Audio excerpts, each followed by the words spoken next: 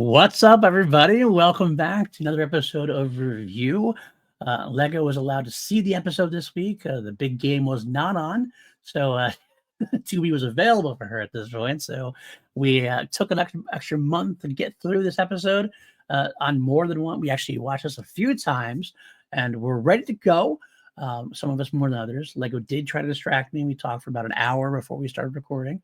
Listen, they were important conversations. Crawl. Flavored Oreos. Very Reese's, important. Flavored Reese's.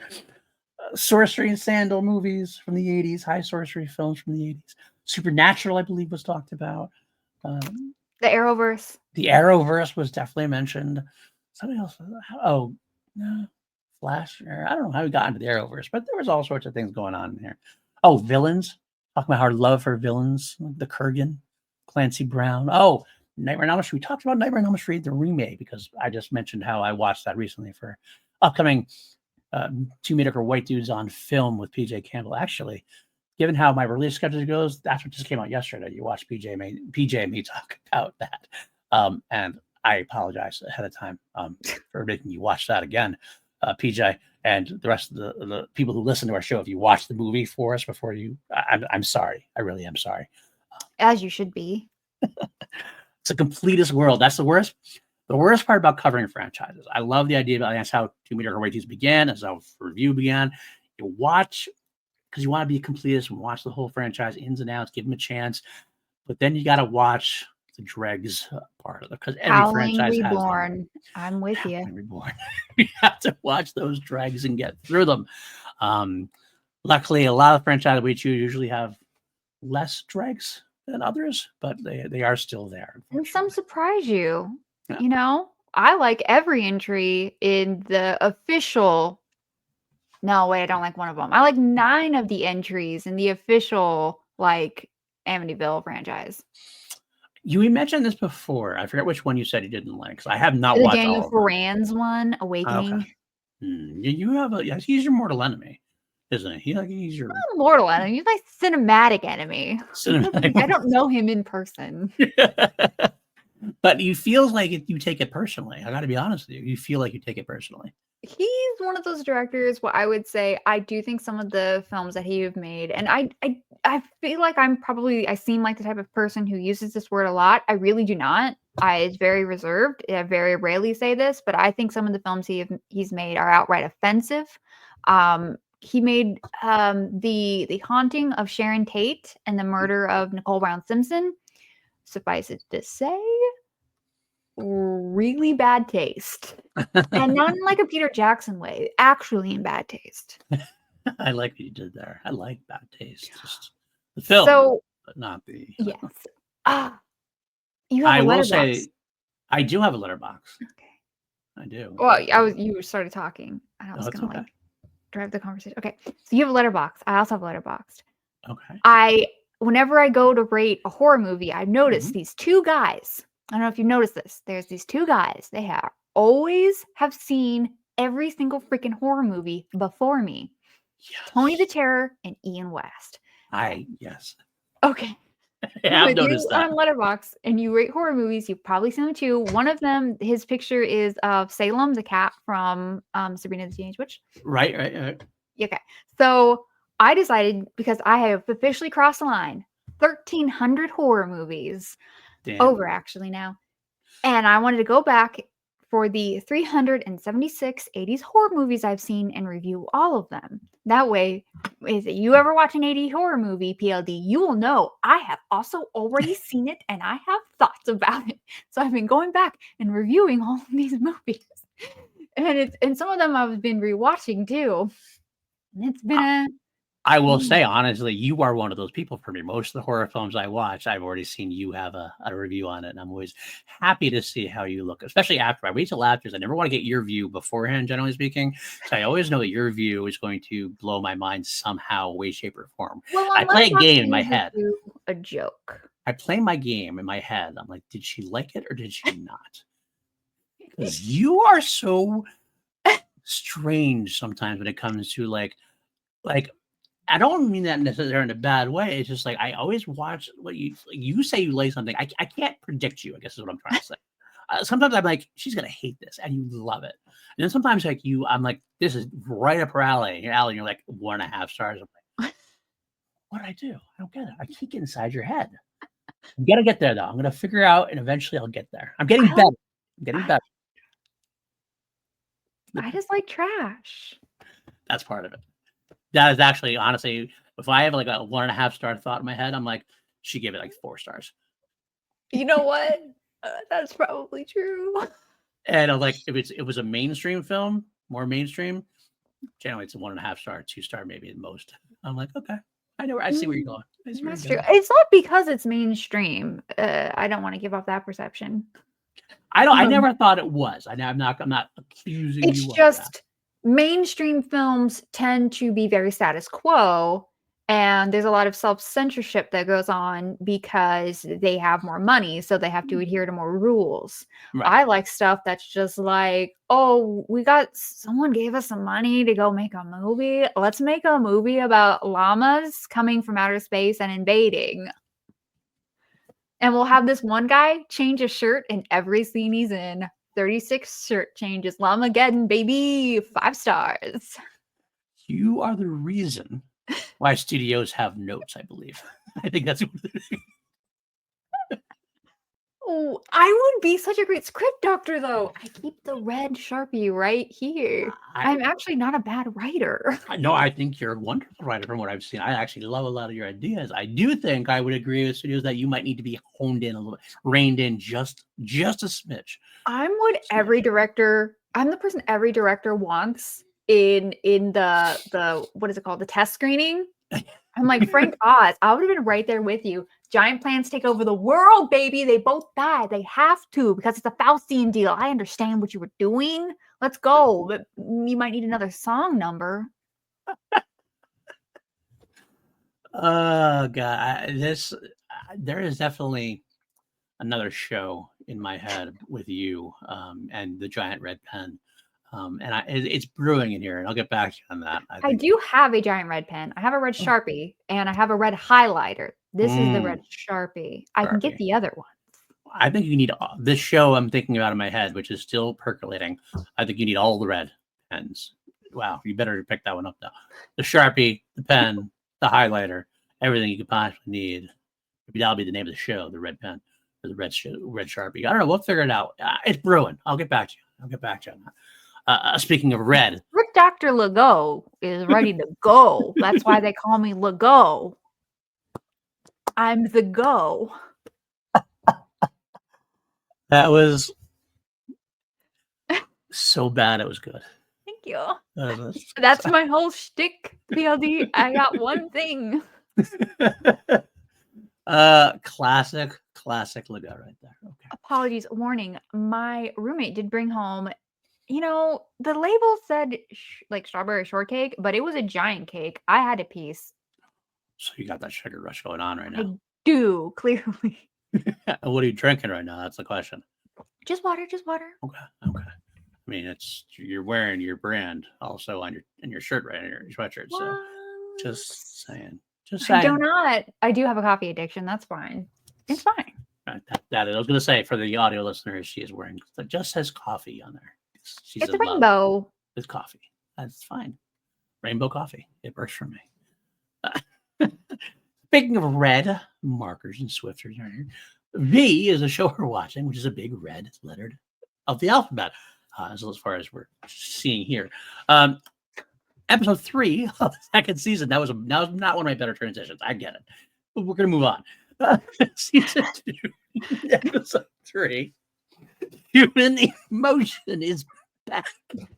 Emotional damage, for sure.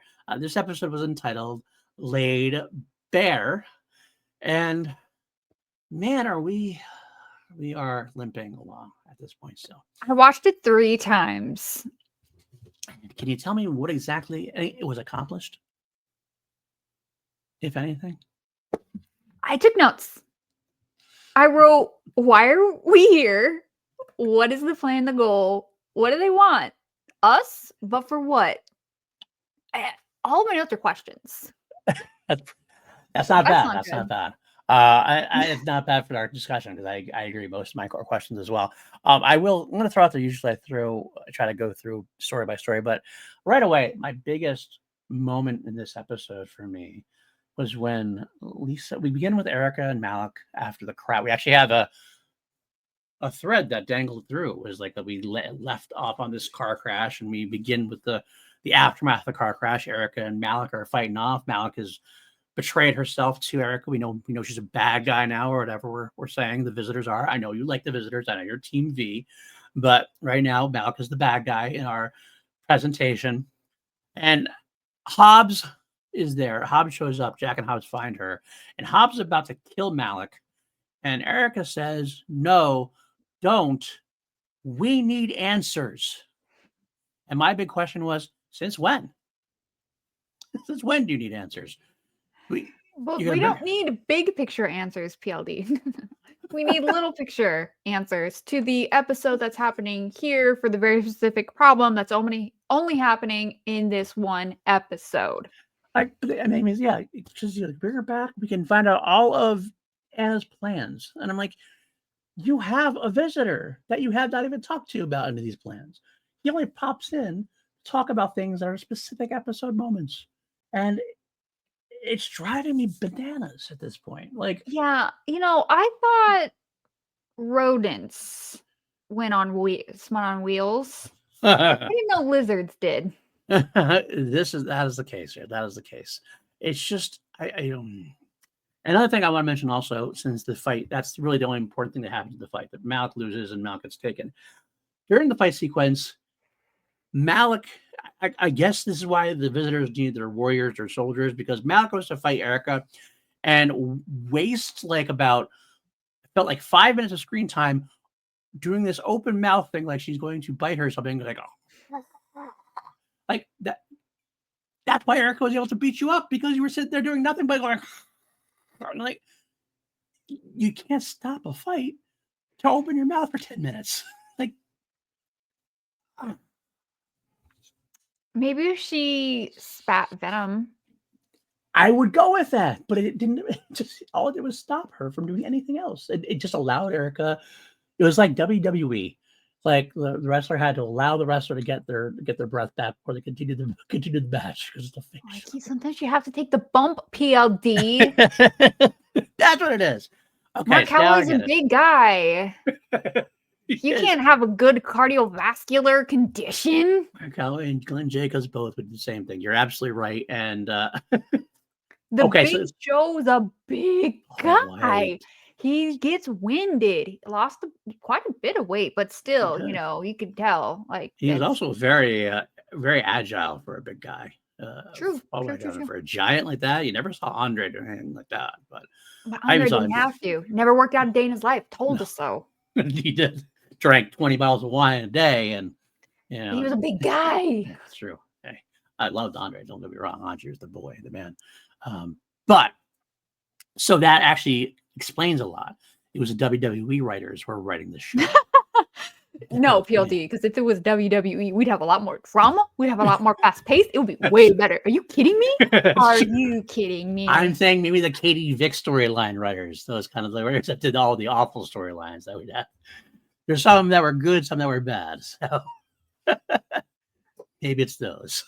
It's the one who was doing all that weird stuff with Linda McMahon back in the day. Oh my God. That's another. I would almost that's another show I'd like to see at some point. Going back and watching all the WWE Raws and seeing what went wrong and what went right. And yeah. Oh, there's some pretty good YouTube videos that will condense the storylines. Oh, really? Oh, I'll have to go look up their names. I watch them sometimes. It's fine. That's kind of fun. Some of my favorite parts about wrestling growing up was watching the recap and montages they did. Like, WrestleMania, and you'd have the recap of what happened the past 6 months. And you're like, oh, that's an awesome storyline. Watching that happen bit to bit without having to worry about or waiting weeks in between. But yeah, does that make sense? But definitely. And then there's some people you just I don't want to watch Goldust. He's weird. Move past it. Gold Dust. What a guy. I can't believe he's It's the still. Rock and Sock Connection. Yes. Obviously, I'm a Mankind fan. Mick Foley's the best. It's fine. That tracks. I was a big Rock guy back in the day. I loved Mankind as well. Loved Mick Foley. Came back. I left wrestling. I loved wrestling growing up. Like when I was a young kid, I was, like I told you before, Raw Fair, I was a hero guy. I was a Hulkamaniac in the 80s. When he was top of his game, doing his thing. I left wrestling for a bit when Hulk Hogan left. When he left WWF, I kind of was like, okay, I left. I came back right during the height of the Attitude Era. My friends. That's when I was a kid. The Rock, Stone Cold, Mankind, Undertaker. They were easily the best part of wrestling for like before and now. That's my favorite era of wrestling. Left again around the time when the era stopped, like when we came like the whatever Evolution. I left when D-Generation X second time around. After Shawn Michaels found religion, when that sort of petered out. So early 2000s. Yeah, I want to say 2002, 2003. I think actually probably after The Rock left, when Hollywood did his last thing and then kind of became a Hollywood star. I left a little around a really specific tragic incident that happened in real life. I was definitely still watching around that time. Okay. So maybe a year after that. That's fair. And ever since then, I've kind of come back here and there on random occasions. I will say one of my favorite characters since then is Santino Marella. I'm not sure I know that is. He is the Milan Miracle. He was basically a comedic. He was never a big, like, he was like this little short guy, but he was actually legitimately like a judo. Like he could kick your ass and a good wrestler, but he was always throwing these like comedy sketch scenes. And he had this like fake Italian accent. Some of the comedy guys. Like you would like Santino. Rosie and the Hurricane. Oh yeah. Santino was that character. The Hurricane was basically like Santino was that kind of guy. He would come in. He did do like, there were some questionable things they're done at one point. Did like play his own. He wanted to win the women's Royal Rumble, so he came in dressed as his twin cousin sister or something like that. As like, so it was like we get the soap opera stuff, PLD. I'm still in. And so that like, was funny. Give me that like what was his name? Andy Kaufman. Yeah. Yes. For it. My favorite bit of Santino though was that he always got their name wrong on purpose and would make wrestlers break.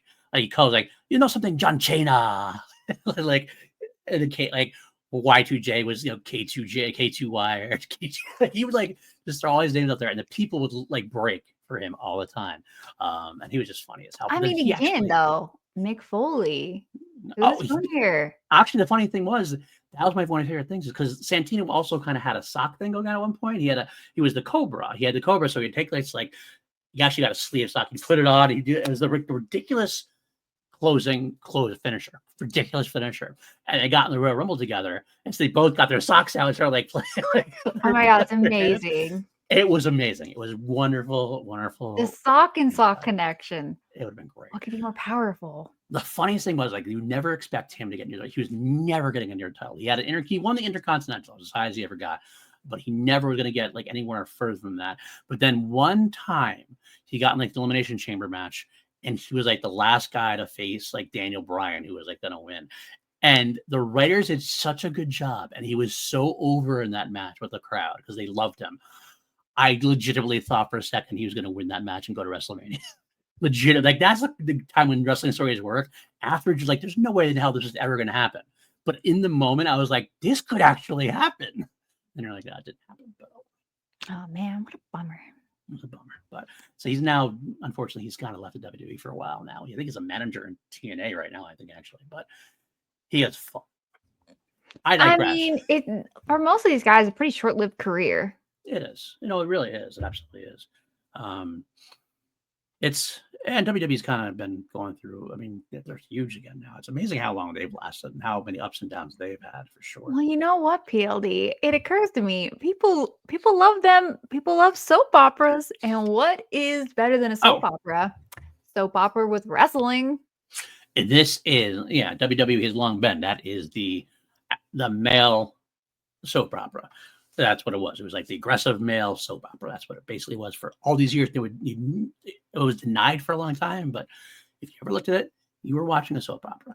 You 100% are. I've seen both. Mm-hmm. I have too.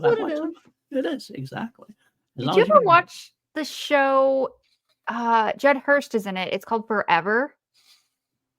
It's with the guy who played Mr. Fantastic and the older. Oh, yes. I'm I like, do this remember is that. literally just Highlander without the swords. And you want to know why it only got one season? Because it's Highlander without the swords. A soap opera can exist without wrestling, but could wrestling exist without the soap aspects? No, it'd be college wrestling. Who cares at that point? Yeah. You don't watch wrestling for the matches. You watch wrestling now for the in-between stuff. Anyway, we just went off on a very big tangent. So if you like wrestling, I'm happy for you. I'm glad you probably went along with us. If you have no idea, have never watched wrestling, I apologize. Kind of. I apologize is the wrong word. I would never apologize. I beg your not forgiveness. You know what I'm trying to say, though. We'll move along. The show is difficult to talk about because at this point it doesn't sustain attention. I had to watch this episode 3 times. Yes, I know. I did too. I actually watched it 3 times as well. We only have 7 episodes left now, though. That's true. We right. This is 3, so yeah, 6, so 4 through 10. So let's move on. After our beginning with Malcolm and Erica, the next thing we get is Lisa and her CGI arms. We're going to have like the lizard skin going up and down her arms, kind of like it's a little bit of a throwback to when Robin Maxwell was pregnant and got like the patch of visitor skin on her. But this is a visitor who is showing lizard skin on her human skin. And Anna says it's her breeding skin. And I wrote my note about this was, what the fuck is this?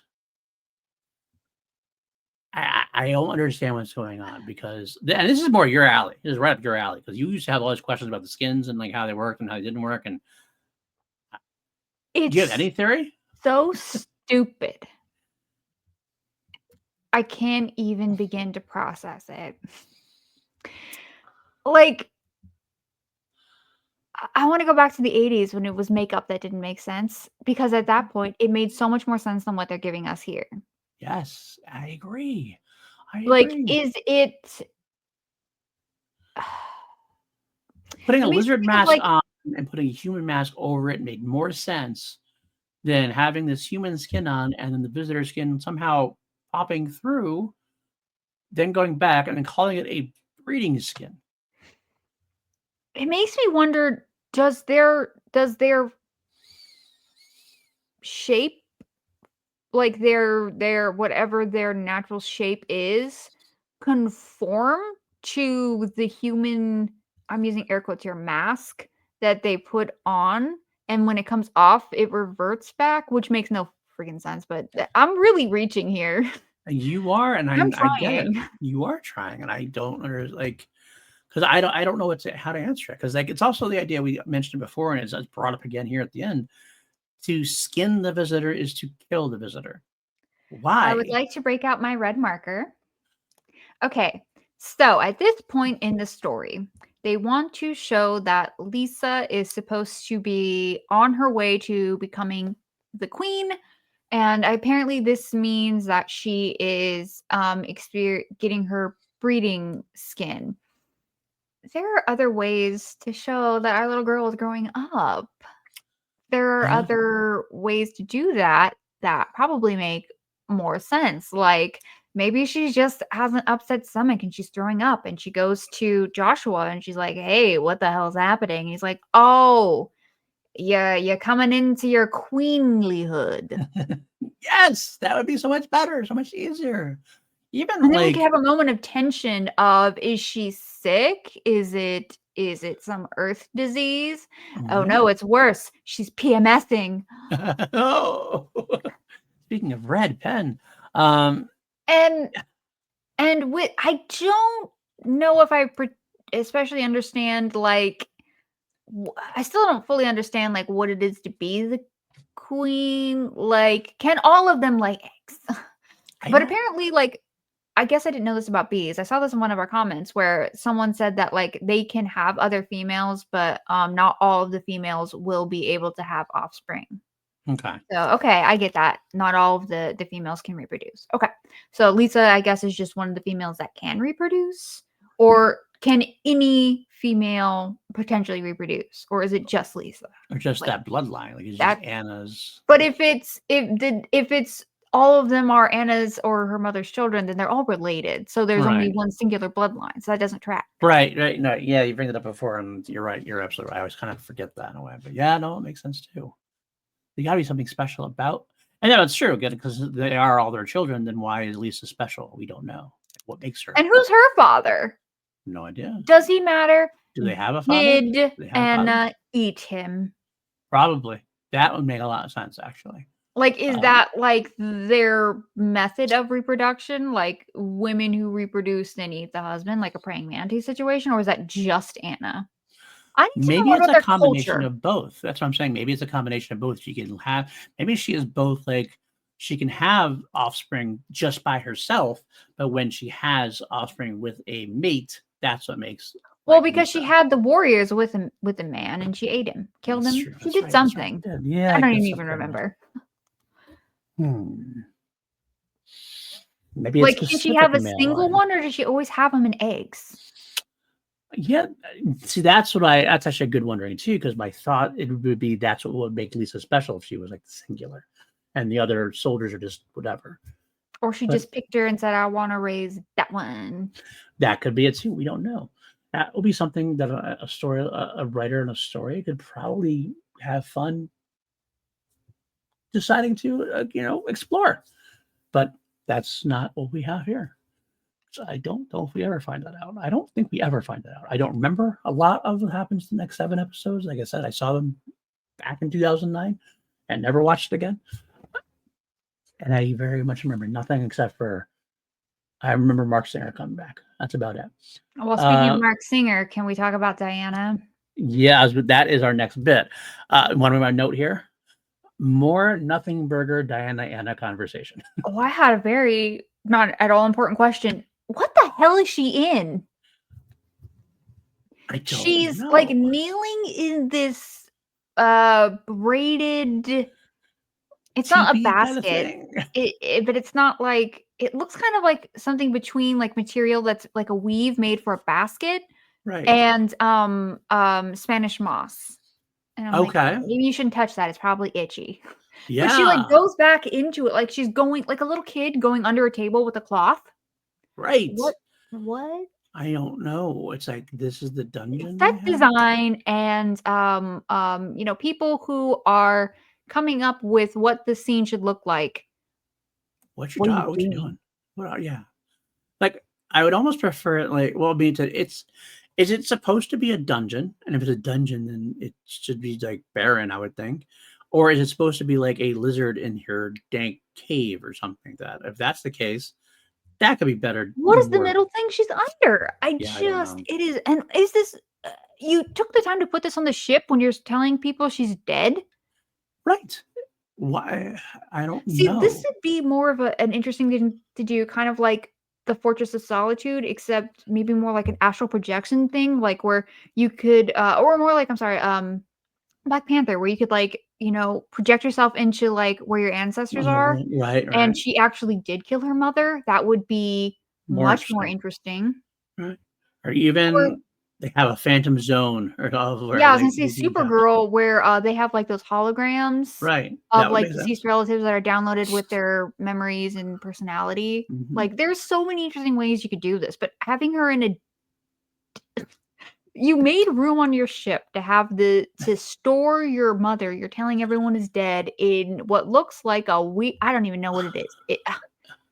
It's not even a small thing either. It looks like No, it's huge. it's a huge like place. So like if And what you happened to all the stuff that was in it last episode? good question. That's a good question. Maybe Anna got pissed and took things away from her. I don't know. I don't get it. That's like the only time we see her again. And again, it's why is she even there? Like even like the conversation is more like just like I hope she got paid well. I hope she did too. I hope she did too. All right, so we move on. They know Malik's captured, so they're going to put some trackers on it to get the evidence or whatever. Again, like they throw these words out: soldiers, trackers. I wish we had a better understanding of the hierarchy of what's going on between the visitors and like there's like because if you're gonna have these different groupings, it'd be help if we knew what they were. We know that. I mean, it's obviously by the name. I know trackers track and soldiers. I guess are like trackers on steroids because they seem to track as well, but then they just are the ones to beat them up. And So dumb. It's random. Like, don't even put these on there like that.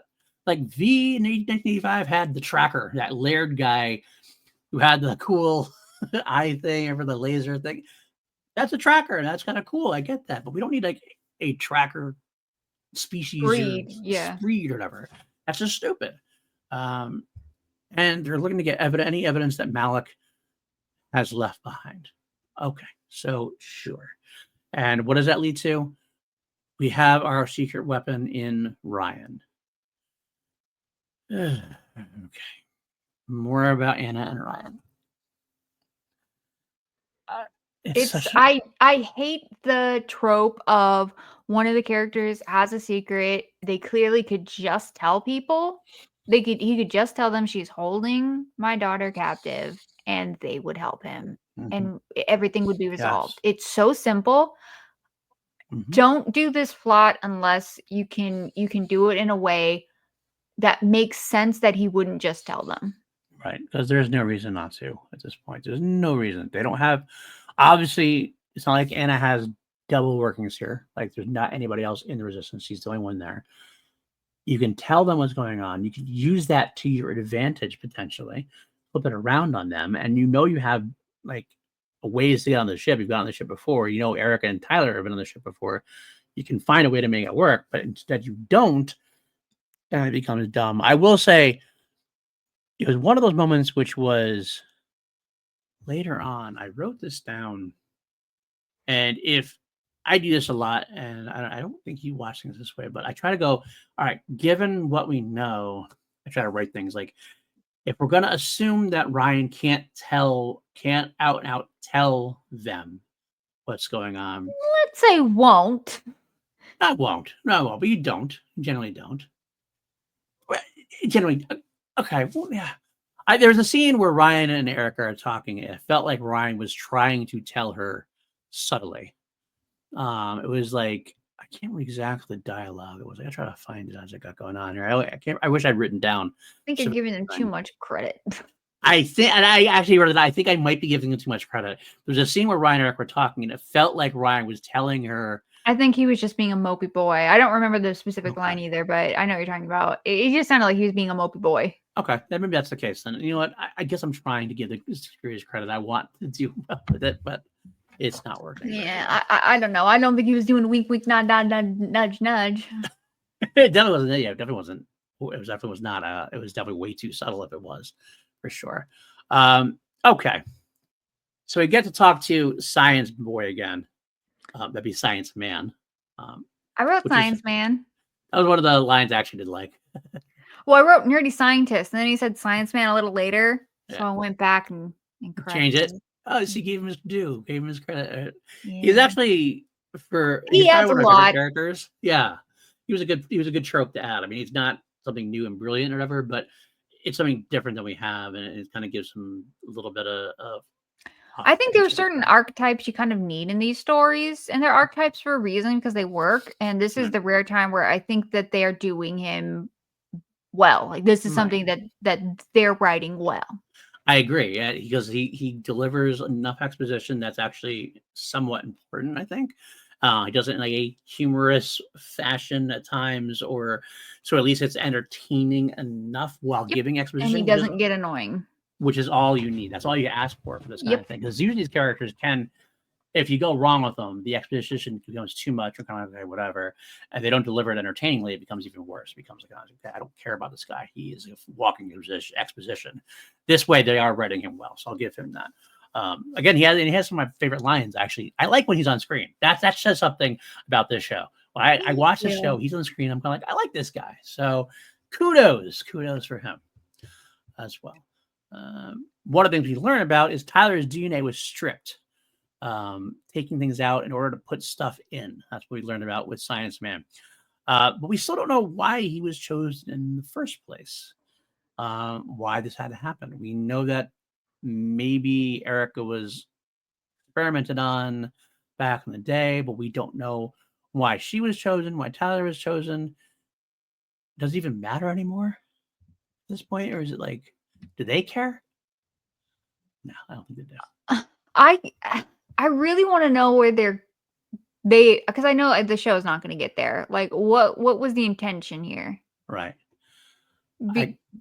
Like, at this point, it's honestly, it's not frustrating that we don't know why the visitors are here. It's annoying. Yeah, I agree. Like, they needed to have done something. The DNA thing, they went so heavy into reproduction on this show, and it's kind of weird, actually. Like, it's like when I watched Saint Elsewhere, and they had 3 seasons dedicated to like main like carryover episodes were about sexual assault. I'm like, why are you guys okay? What happened? Like, do you need to talk to someone?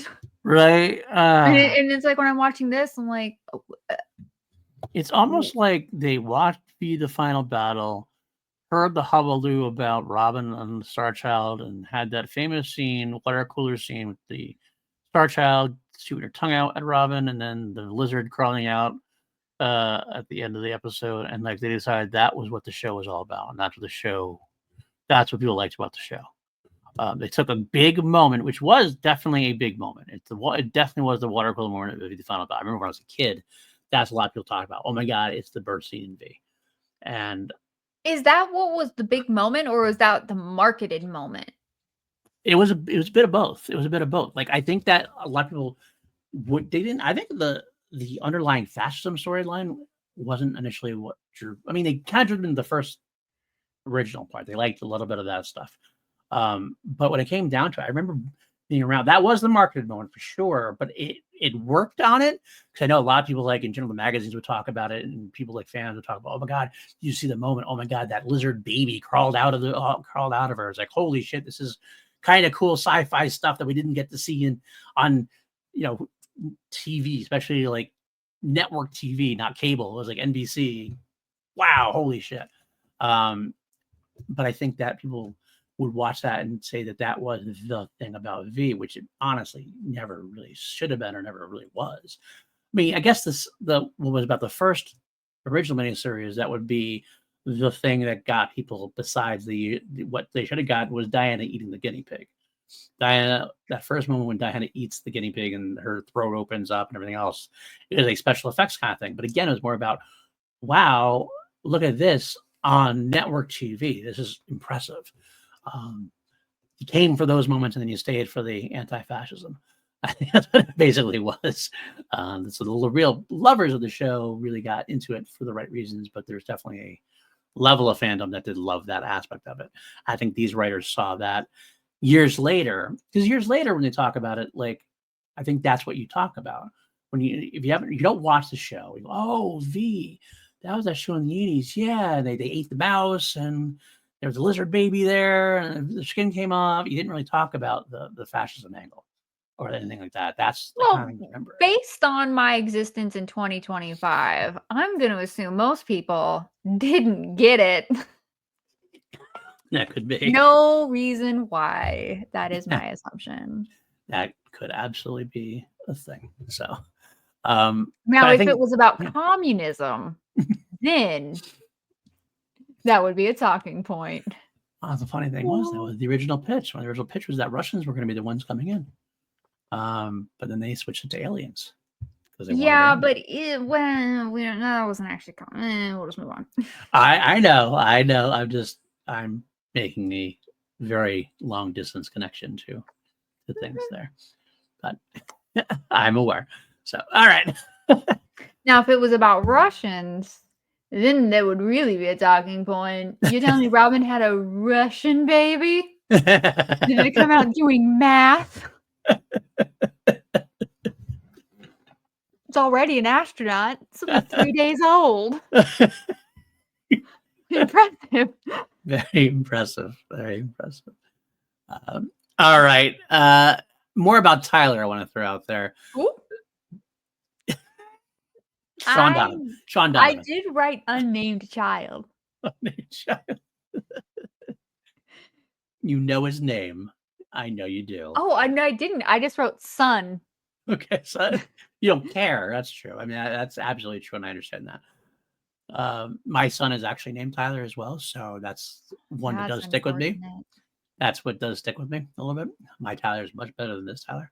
I mean, no offense, but that's the lowest of bars you just said for your poor child. It is. It is, and he clears them. But you know what? It's good to set kids up for low bars, to have ones they can reach. That way they can set them up to have a high self-esteem so they can aim for those higher ones. There you go. See, that's what I'm doing here. It's good parenting.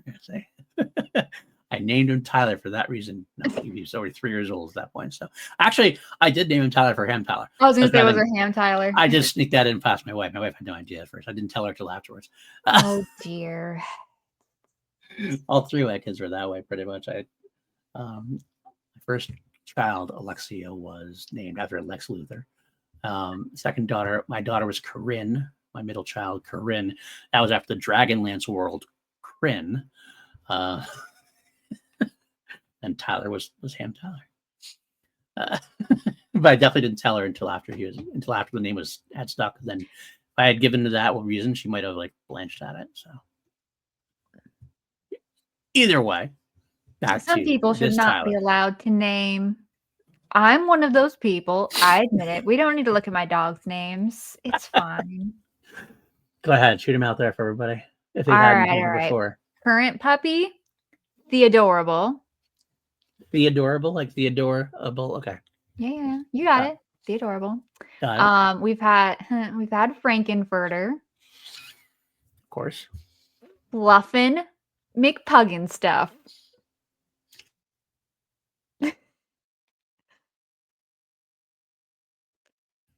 There was Abby Wan Abby Wan, but sometimes I called her Abby Normal. She went back and forth. Okay, that's fair. Back and forth, you know. Let's see. Then they were boring names. We don't need to look at those ones.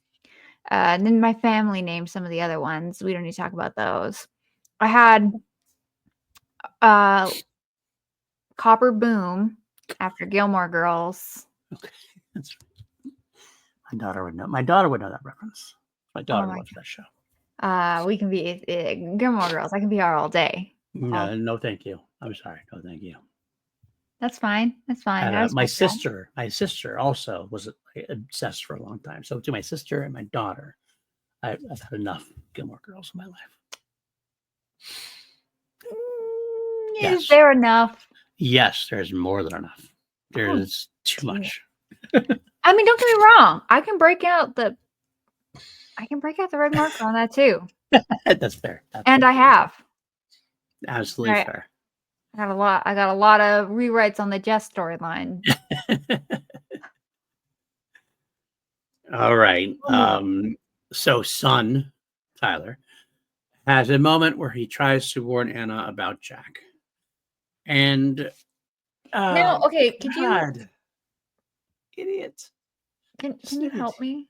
Yeah, I can try. Did it set up that he knew about Jack in a previous episode and I just forgot? A little bit. A little bit. If you go back to season 1, when Jack and Erica first met, Jack came over to Erica's house. Right, that I remember. And was working on things together. And then I think But like, did it set up that he would be this concerned and trying to warn his mom last episode? I think she talked to him again or something in front of him, I believe. You know what? It's getting. I don't know for sure. I don't think enough happened that he would be that concerned about it. He was in the news, so he became a famous. Yeah. I think the idea, and this is again me thinking about it, so I actually think too But hard on like, it. I think he sees him in the news as being anti-visitor and recalled that he and his mom was working together. yeah, I think that's all it was. but then why would he try to warn her? Like, does he think she hasn't seen that too? Does not he consider perhaps his mom is aware? And maybe being in the FBI, maybe he was there for a reason? Maybe, but he thinks that his He's mom is so stupid. dumb. He thinks his mom is dumb because she's like trolling the anti-V borders Such a a little bit. boy. Yeah, pretty much. He is a Okay, dumb boy. maybe all that missing DNA that people can just have, missing DNA, it makes him dumb. Yeah, I wondered about that very much so. I gotta be honest, I'm like, kinda like, so you took out half his DNA or whatever you did, you left it there, and he's just normal? So that's that's when we get apoptosis and a miscarriage happens. Um, Right. Science boy, I'm so sorry, science man. Science man. Apologies. Science man did say that's not possible, but here we are. That's not Here the we are. exact quote, but he did say something to the effect of that isn't possible, but I will say that if this was a better written show and a more fun show, that we wouldn't care as much. We'd kinda go, "Okay, sure." We'd go along with it. now what would make more sense is if he's a clone of Erica. Mm, I'm just gonna say that. I'll leave it there. Although he okay. would still have, two, strands of DNA, Right. Erica's mother and father. Couldn't they have at least said something like they were I don't even It just know. would make more sense if it was like, if you've seen Smallville, if they were like, they have kryptonite in their, make a new thing up. Right, exactly. There's something attached to their DNA which makes them whatever. They have a third strand. Right. That Huh. because you could believe since that's like not something we could think about, like we can look I would look at that and go, okay, so the third strand doesn't actually affect him as far as visually, as far as what humans see, but there is some effect going on that we don't know about that the visitors can He use. has it's the X Oh, gene. He has a 28th chromosome. brilliant. See, that's so much easier. Red pen wins. So much easier instead of saying we took out for them to put in. What? What? Okay. Sci-fi shows, I would definitely say, unless it's something that you know about, or Yeah. you have someone in the writer's room that knows about it, just make something Create up. something new. You Yeah, can create something always new. make something up. Yeah, because creating something new is easy, especially when you think about it, you have an advanced And you race. create all of the rules about it. Right. You have an advanced race, so they're more developed than humanity is on scientific levels. So you can make something up that they have discovered that humans have not yet. That works. When you mess with the actual physics and science, then it doesn't work as well. Because here's the thing, you're always going to have someone who knows more about it than you do, and they will nitpick. Another suggestion was you write a better story, you write more fun story, you have a better chance at sneaking through with crappy stuff like that a little bit. Yeah, definitely. And it doesn't make people stop and go, wait. So this boy is just like half a human being. Right. And also, like, what about his RDNA? Is he just gonna get like riddled with cancer soon? Right? I don't know. Okay. Next up, we had a literal tinfoil moment when Brian and Erica go to Malik's apartment to find information, finding the go bag and finding stuff. But I love the fact that he actually has a tinfoil moment when they actually have to put like tinfoil on stuff to block signals. That made me laugh a little bit, but I unironically. did a photo shoot in tinfoil hat once. Did you? That's probably Yeah. more entertaining. I actually like to see that would be more entertaining. This episode would be for sure. I laughed about it because it was so like paranoid psychotic that like it was one of those things again that like you could get away with if the show was more entertaining, but it's not. So you're just kind of looking at it going, we're gonna play into this thing. Okay, tinfoil. Rock on with your bad self. Weird Al has a good song about tinfoil. Yes, he does. Yes, he does. Again, something is more interesting, engaging than this. This was their action at beat of the episode. Some explosions, some running, some shooting, but pretty tame for the kind I of don't show even we were remember running. this scene at all, and I watched this episode 3 times. I I feel like I'm love hearing it. about it for the first time. I love it. I love it. Okay, that's fair. That's fair. I do want to go back actually and thinking about it. Torturing of Malik. Yes. It becomes like this thing. It's become this thing, and this entire show has become like, okay, we've seen this multiple times already now in the course of 2 seasons. We take somebody in, Hobbs is gonna torture him, Jack's gonna be upset about it, Eric is gonna be in the middle, and rinse and Well, repeat. she wasn't really in the middle on this one. She was not in the middle on this one, generally speaking, but she's more middle ground than Hobbs is. She's willing to Science listen Man to firmly against. correct. That was the newest part of this, was that we had somebody new throw into the mix to react to it. I feel like we had something new. I don't feel like Ryan has been present before, and he is very eager to torture. Yeah. And we have, I don't know if you noticed, but he's blurry in the background, but Hobbs literally has this like shit-eating grin when Ryan goes to cut off her finger. Like, it's very psychotic. Hobbs is pretty psychotic. That's how they're playing it as, basically, at this point. Very becoming more and more that way. But the whole torturing her thing was, I'm just gonna go ahead and say, I feel like they had to go back and explain the skinning and why that was important, because it seems like they're implying that's the only way to hurt a visitor. Although it seems like cutting their limbs off is pretty fucking painful. So you have a lot of options. That's not the part. That's the part I don't get, because the idea is like Ryan's going to torture her, and they do pain. They obviously feel pain.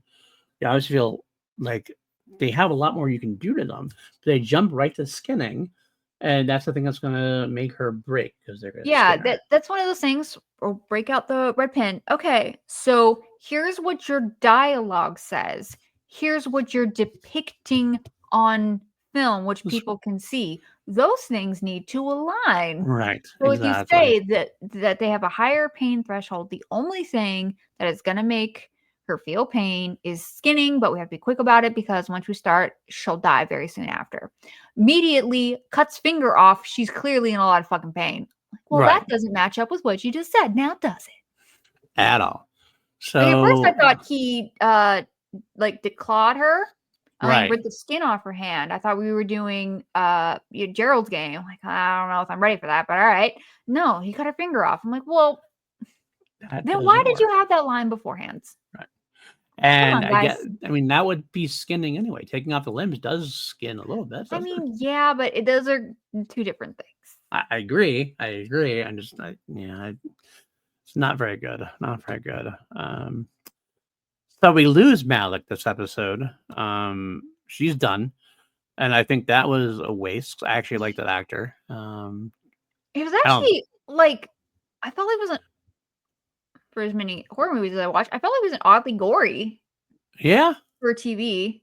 For network TV at that time, absolutely, it was definitely gorier than I thought it was going to be, for sure. Also, okay, but bad CGI. Ripping the skin off to show the scales below. It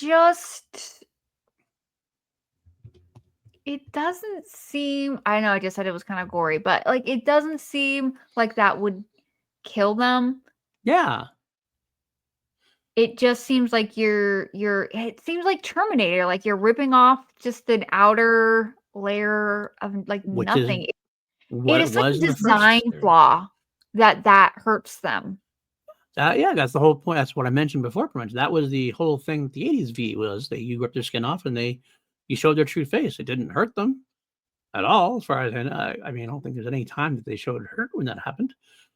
But this, not only does it hurt them, it kills them. So does the skin like attach itself somehow to this? Like, I don't understand. And like, they don't understand it. They don't care to explain it at all. And I don't understand. They don't do it. Don't make it be the big thing. And also, I'm still going back to a previous episode. I'm sorry, but like the design choice to have their faces look the way that they did, and then say that this can go over it and fit, just does not make sense. It bothers me so much more than the original. Yeah, the original's like there's some question marks about the original, but you don't really care about it that much as far as like those questions. Like, okay, I'll go with that. For like we had the whole question about the eyes in the original, how like they had the big eyeballs. The eyes make so much less sense, right? But like we didn't like it. Doesn't make sense that you have a big eyeball covering. That doesn't make a lot of sense either. But we went with it because it was kind of like, okay, it's supposed to be a contact. We go with it. All right, that's fine. I don't think we questioned it nearly as much. PLD, I think I just had a revelation. Revelation. Have you seen the 1990s Gus Van Sant remake of Psycho? I have chosen not to see that. Okay. Are you familiar with the idea, the theory that exists out there, that he made that to prove you cannot remake Psycho? I have heard what that theory. If someone in the writer's room purposely made this so asinine because they love the original TV series, the first season of the show, and they wanted to make it seem better by example? That holds ground. That does hold ground with my bad WWE writer theory as well. So it could be a combination. That would make sense. Maybe the bad WWE writer loves the first season of V and wants to do that. Tank it. Or it's just 2010 and nothing in 2010 was good. Because first era millennials sucked.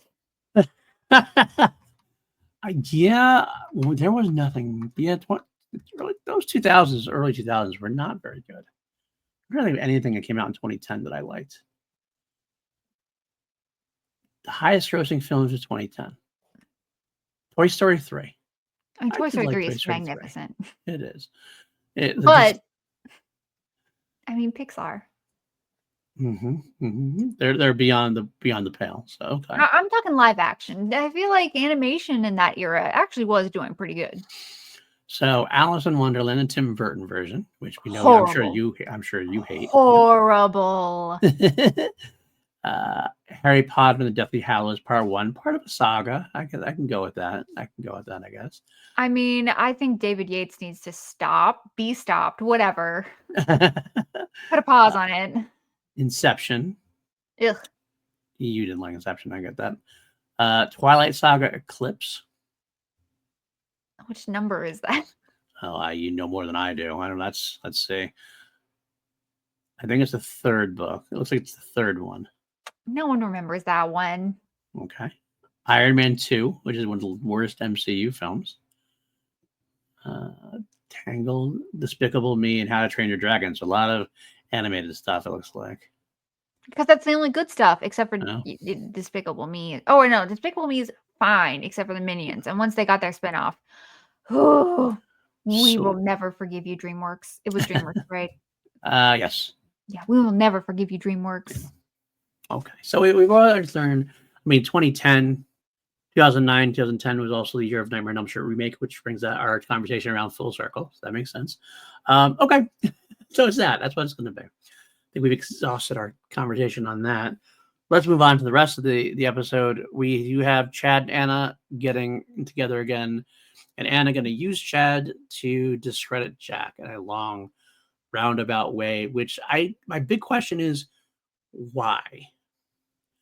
I don't understand. Like, so Jack is anti-V. He's made speeches that way already a little bit, but like, what is the threat? Why is Anna concentrating on discrediting a local church pastor who isn't having a whole lot of reach anyway? That's I thought he was having reach. He kind of was, but it still feels like it feels too low level, and it feels like such a roundabout way to do it. And it would just send somebody down. Tyler brought it to her attention. But Anna would just go down and assassinate him, or take him, or capture him. Like, there's no reason to do this. We're gonna have Jack and Chad, write them in. She seems to be, her tactic seems to be make us, the visitors, the victims. Yeah. So she is making him, she's eliminating a potential threat, I think. I just think it's an overwrought way to do it, and I think it's beyond what she needs to do. PLD, I don't know if you know this, but Jack's the main character. He does have that plot armor. That's true. So I will give them a little credit. I did originally think that the guy, once they get to where Chad is at the church and filming him, I did originally think that the man that they had who said that his wife had been killed in the terrorist attack that he attributes to being the fault of Jack, I did just think that that was like a grieving widower, and I thought that that was But so much better if it was. No, I disagree. I thought that was totally mishandled. Okay. But when it turned out to be someone that a visitor that Anna had planted, I thought that was a lot better because one, it shows, oh, thank God, Anna is much better at planning than I give her credit for. And two, I don't know, I just don't like the like, I don't know. I don't want someone who should be a victim to be portrayed as an antagonist and like a violent antagonist. I didn't really like that idea. I like the idea that he is just someone undercover trying to, because like just what is it called? Disruptors in like protests and stuff are pretty common, and it's something that people utilize to attack legitimate protests. I thought it was really smart. And that's something that happens, is very common and very rarely talked about because people don't want to acknowledge that. And I thought that this is one of the time I give the show its kudos. Okay. I'm glad you liked it. I did not. Cookies? You're going to give it cookies? Oreos. It deserves an Oreo. Really Oreos? Okay. I guess I can see where you're coming from that, but like I felt like that was a waste of potential for me. I kind of like the idea that it showed that I think it makes Jack more conflicted about stuff. And I actually like conflicted Jack, because Jack has been known for like wanting to be a resistance fighter. But then when he sees some of the pushback, he kind of it shows his hesitancy, which has always been kind of like the hallmark of his character as far as resistance goes. Because you have Hobbs and Psycho. You have Ryan, who's kind of psychotic, but always has a pretty direct, clear vision of what he wants, whatever it is. And Eric has been pretty straightforward. So having like Jack be their moral compass is kind of his role in a way, like make sure that they don't stray too far off the path. And I feel like having him be conflicted and seeing that it was a human who was, affected. Us seeing that it's a visitor, he doesn't see that, does he?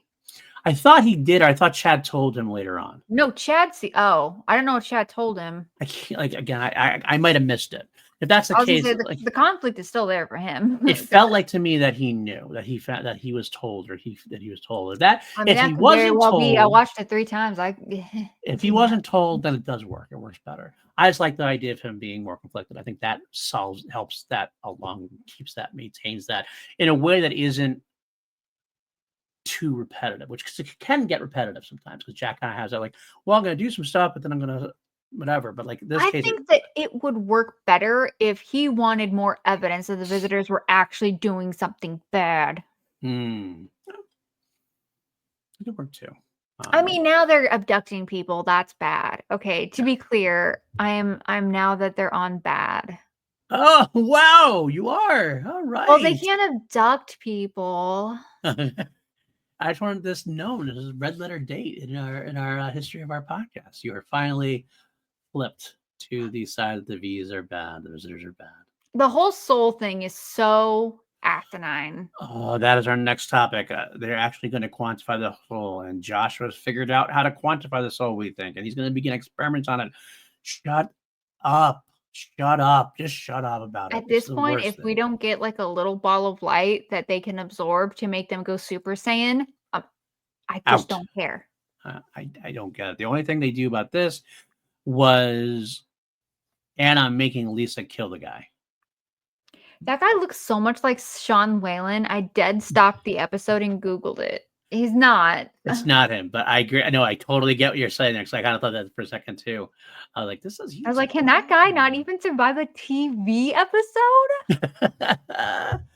What did you think about 2009, 2010? Sure. What did you think about Lisa killing the guy or whatever? What did you think about that whole?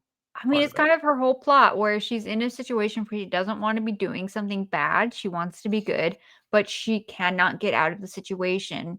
So she is forced to not compromise herself. Right. We've seen it before.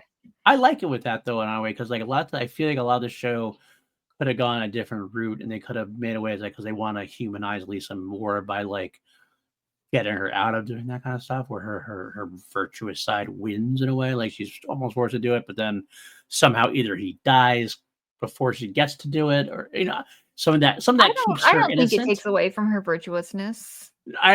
What I'm saying is I think that shows could make errors in trying to protect the virtuousness by doing something like that, and they don't. They actually have her kill him. That's where I'm going to give it the chocolate lava Reese's. I'll give the show that my version of the Oreo because I do like the fact that they at least commit to that bit a little bit. That could be our new go here. We should go like, how many Fruit Loop Oreos does this get, or how many waffle Oreos does this get? How many chocolate lava Reese's? I'm gonna do type of Oreo. Type of Oreo. Okay. Right now, this is one of the bad ones. This is Swedish fish Oreo. Swedish fish one. Okay, that's fine. This is like the potato chip Reese's. So Reese's with potato chips. Okay, that actually does sound really good. You're making me hungry. It's one I have not got to try yet. I used to try almost all of them except for that one. The pretzel one actually was surprisingly good. You mean like a Lay's potato chip with the Reese's on it? No, it's like a Reese's with potato chips in the middle with the peanut butter. Yeah, but I'm saying like a Lay's potato, like the salty with the sweet. All the sweet, yeah. It does make sense. It does make sense. It did sound weird. Have you ever made s'mores instead of using chocolate? You use a Reese's peanut butter cup. Oh, absolutely.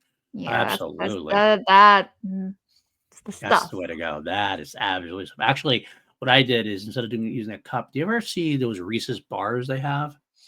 They're like back in the day, yeah. I still see everyone. I think CVS, our pharmacy, has them still. They're big, long Reese's bars. They basically have little squares in them. I'll use that as a s'more, and that is similar to a Reese's peanut butter cup, obviously. But it's just got the longer sandwich like style, so it works better for me that way. I think a regular Reese's cup is just a bit more meltier. I get that. I'm telling you, the bar works. The bar works very well. But so if you ever get a chance to try it, I would suggest it because it has the graham cracker kind of shape in a way. It's kind of like that, so it kind of works that way better. I usually do a s'more bar, baked in the oven. So that's fair. That's fair.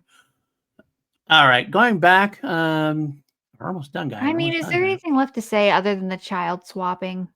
Well, the child swapping, we have. All right, so they're going after the Sophie chick. Because she was kidnapped by the Ed visitor guy. This is the worst part about the show from this one worst part because they track him down. Hobbs and Erica track him down. They save Sophie and Ed kills himself. The Ed visitor guy, or whatever. Yeah, I think I wrote down Ed, so it must have been his name. I must have written it down right as they said his name, or else I would have forgotten it. What was the point of the whole storyline? We needed to know that the visitors are actually doing something bad, PLD. We're on season 2, episode 3. I guess. And I only now changed sides. Because like Erica and Kyle are supposed to be going after him to get like information, and we don't get anything. Like, are they supposed to be getting information, or are they just supposed to be helping the abducted people? Well, helping the abducted person, but it's also about getting what they wanted, like what the visitors were doing with the people. And why did Malik even know about the abducted people? Shouldn't they have been getting information about the huge, bigger plot from her, not the what's going down this specific episode, which they only started doing last episode? Agreed. All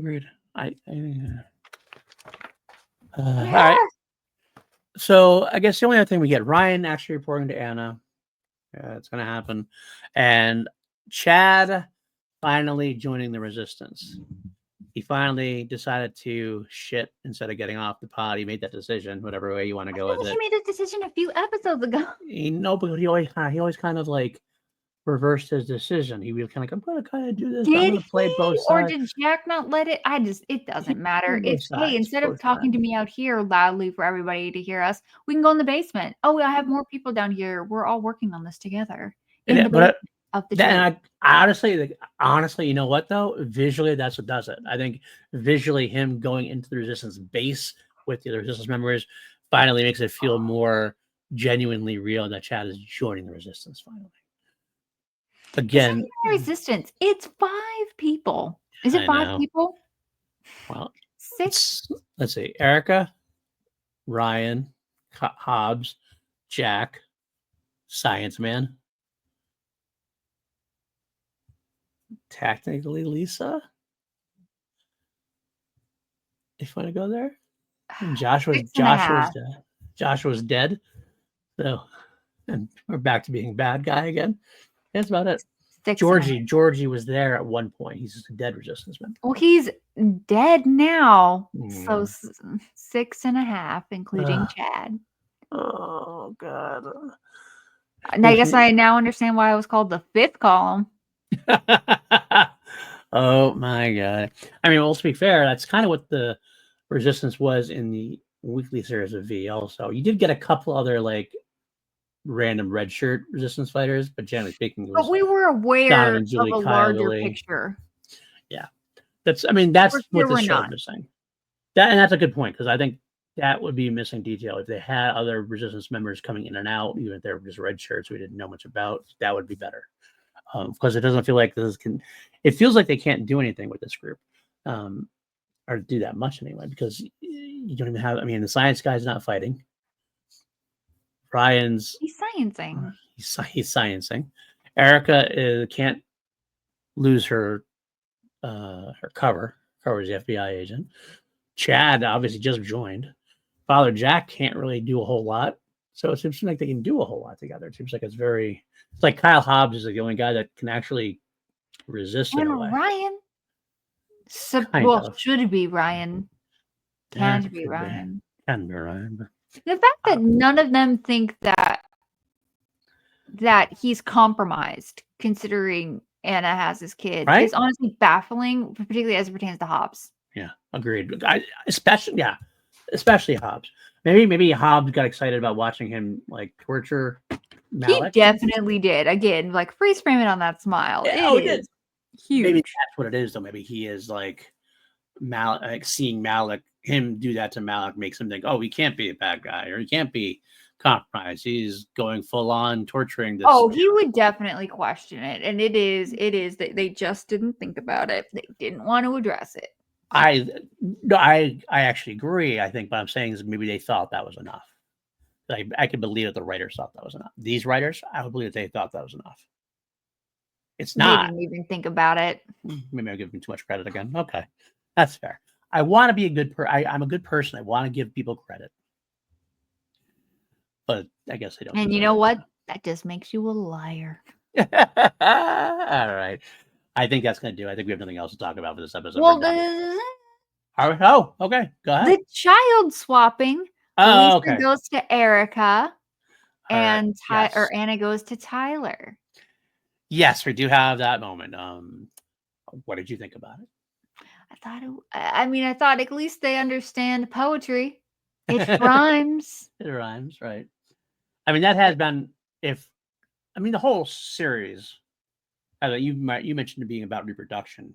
It's really also the hierarchy there. It's about motherhood. It's supposed to be about motherhood. It's about motherhood written by people who don't understand motherhood, but it's supposed to be about motherhood. Men, but you could say it that way too. I could say that way. Fine. I think some men actually have better understanding than others. These are the worst. Yeah, of course. This is like the worst batch of those, the worst end of those, of the gene pool for it. So that actually makes sense. They are at least continuing that through line if that's what they want it to be about. This is actually one of the better examples of it. This is something that actually does work with what they're trying to do. So yeah, I will give it a little bit of credit there for that. Especially the Lisa side of things, because she needed someone to talk to. Like her character. I think it does work with Tyler and Anna as well. Anna being manipulative and Tyler being the dumbest person alive. I guess I mean the only thing why I think it works better for Lisa and Erica is because with Tyler was doing it basically to get with Lisa's, but Tyler's doing it like almost without Lisa in a way. It makes it a little like I'm not going to hang out with my girlfriend's mother. I mean, I guess. I mean, she came to him. Yeah, but right, but like he's like very all gung ho about it. I guess. Sure, it's an alien woman from space and a cool mothership, and that works with it as well, I guess. But I think the Erica Lisa storyline works better for me with that because Lisa like has a genuine need to be with Lisa specifically or with Erica specifically because it's someone she knows she can trust comparatively. I mean, I guess Tyler, you'd say that Tyler can trust things he can trust Anna. I don't think it's about trust with him. I think it's more about emotion. He at this point is looking for a parental figure. Right. Well, that's why I look at like in trust too, like having a parental figure you can trust. So similar, different kind of trust, different side of the trust coin, I guess you should say, but like it's in the same ballpark, I would say. But all right, anything else you want to? No, you're I love you. All right, Lego, where can the folks find you? Can be found at Lego Rants on Letterboxd. So watch a lot of 80s horror movies. Yes, You can also find me there on YouTube. I'm about to review what I'm pretty sure is the gayest movie from the 1980s, A Monster in the Closet. That name alone sounds pretty gay. So well, it's a trauma picture, so I think that sets it up nicely. Oh yeah. And then you can also find me at the Unhinged Binge on Instagram and YouTube. All right. You can find me at Paul Denizio on Blue Sky. That's where I hang out social media wise. I'm on the other ones every once in a while, but that's the main one I like. You can find me on Letterboxd as well. I believe I'm PLD Projects on Letterboxd. I changed it at one point, never changed it back. I believe I'm PLD Projects on Letterboxd. I definitely give things to. I'm much more tolerant than a lot of other people, and so I way over 4 and 5 star things. I know that, but I don't care. I'm positive about it. Screw it. You can find me all over this channel. Every other week we do a review here. Every other week we also do 2 meter or way twos on film. We are finishing up the Nightmare on Elm Street series. We just did 2010's the remake. We are going to be doing the Womp Stomp film related Never Sleep Again, which is a fan created sequel to Wes Craven's New Nightmare, starring I blank on the kid's name. The kid who actually played Heather Langenkamp's son actually is in it as it's Dylan's New Nightmare. That's the subtitle for it. We're gonna watch that. We're actually gonna toss this. I'm gonna toss this out on air for the first time. I don't know if PJ and I talked about it on air. We might actually do a bonus within that episode because the fan film is kind of a shorter film. A bonus of maybe watching the first Freddy's Nightmare TV series because it has to do with like Freddy's origins and stuff, and Robert Englund's in it, so it might be a fun little way to see how that goes. Also, speaking of 2 meter way twos on film, we are doing a Patreon / members exclusive, the MCU rewatch. We're going to start from the very beginning. We're going to do them only on Patreon and on YouTube membership. I say exclusive, I should say more early access because I will be putting them on the channel eventually, but probably not for months. They'll be exclusive on membership and Patreon for months before I go live there. I'm still doing my Queen podcast every week and my Star Wars podcast, Holy Snokes, every week. We're going to do an Andor rewatch, gearing up for Andor season 2. And is that everything I do? I think that's everything I do. Class Action Live I do every month or so with Maddie Gunner and Jared Jarvie. We don't have one set up right now, but there will be one in March. I think that should cover it all. Yeah, if it doesn't, then you can find me all over the channel. You know where I am. Otherwise, we'll be back in 2 weeks to episode 4 of season 2. We're getting through it. We're getting through it bit by bit. Finish this out before we listen to Big Finish's production and take care of that, as well as get into the books and the comics and all that stuff. It should be a lot of fun still. Hopefully a lot more fun than this. Maybe you like us ranting and raving. I think a lot of people like watching us hate watch this, and they like to see. I got a feeling people are gonna like the wrestling conversation. I think they might too. Like, if you like the wrestling conversation, leave a comment letting me know. And as we mentioned on air, Lego and I are exploring other stuff we might do eventually.